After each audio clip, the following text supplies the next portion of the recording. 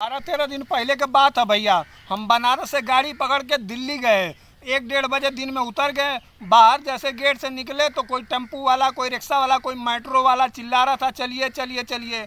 तो एक साला रिक्शा वाला था, गरीब था जो है कि वो चिल्ला रहा था, चल दाता के राम तुझको अल्लाह रखे। हम कहा चलेगा भाई? बोला हाँ हाँ चलेंगे। हम कहा उत्तम नगर ले चल, कितना पैसा लेगा? बोला 250 रुपया। हम बैठ गए धड़ दे जो है कि हम कहा चलो रिक्शा का मजा लेते, चला जाएगा हवा खाते हुए।